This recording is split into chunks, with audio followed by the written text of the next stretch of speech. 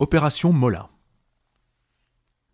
L'opération Mola était une tentative de la United States Air Force, pendant la guerre de Corée, d'obtenir par le biais de la défection un chasseur MiG-15 complet et opérationnel.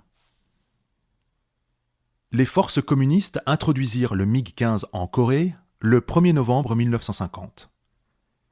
Les pilotes de l'US Air Force rapportèrent que les performances de l'avion soviétique étaient supérieures à celles de tous les avions que pouvaient lui opposer les Nations Unies, y compris la dernière acquisition en date de l'armée de l'air américaine, le F-86 Sabre.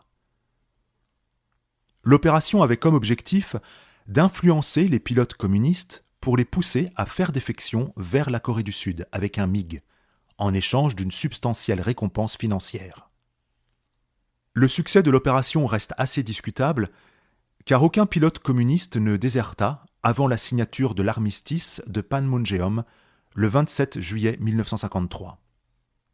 Toutefois, le 21 septembre 1953, le pilote nord-coréen No Kum-sok vola avec son MiG-15 en direction de la base aérienne de Kimpo, en Corée du Sud, sans toutefois avoir été au courant de l'opération Mola. Contexte.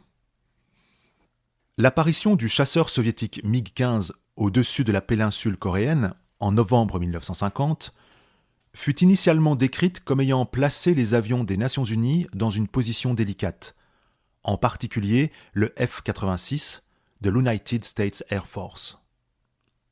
En combat aérien, dogfight, le MiG surclassait le F-86, avec une accélération initiale plus importante et pouvait le distancer en plongeant en piqué.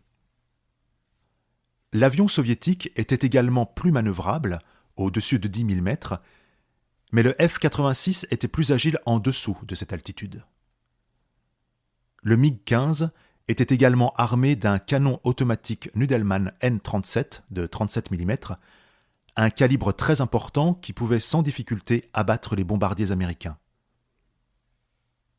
Les stratèges militaires des États-Unis au Strategic Air Command, SAC, étaient au courant de l'existence de ce canon, mais n'en savaient pas beaucoup plus au sujet des aspects techniques de l'avion, y compris ses performances en vol.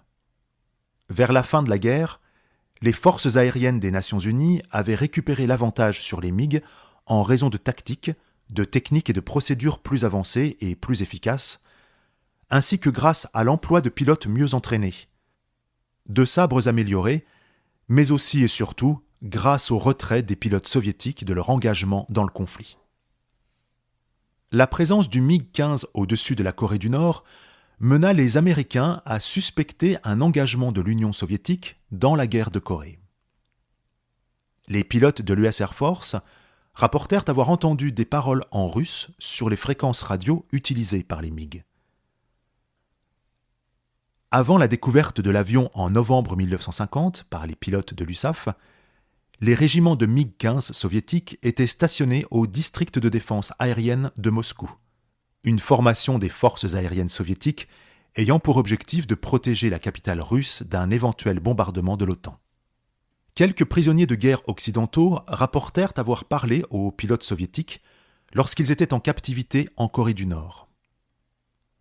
D'après le général Mark Wayne Clark, le commandement des Nations Unies en Corée disposait de suffisamment de renseignements pour affirmer que les Soviétiques étaient en train de louer, dans le secret, leurs pilotes en soutien aux forces de Corée du Nord. D'après le lieutenant No Kum-sok, en février 1951, une demi-douzaine de pilotes des forces aériennes soviétiques rendirent visite aux pilotes nord-coréens à leur base aérienne chinoise dans le nord-est, à Jilin. Ces officiers en uniforme étaient là-bas pour enquêter sur les capacités des pilotes nord-coréens et déterminer s'ils étaient assez compétents pour piloter le nouveau MiG-15. En mars, la 324e division aérienne de chasse soviétique, dirigée par le colonel Ivan Kojedub, se déploya à Jilin et commença à entraîner une première série de pilotes. Nous espérons que vous avez apprécié cet aperçu. Pour continuer à écouter ce livre audio sur Google Play Livres, utilisez le lien dans la description de la vidéo.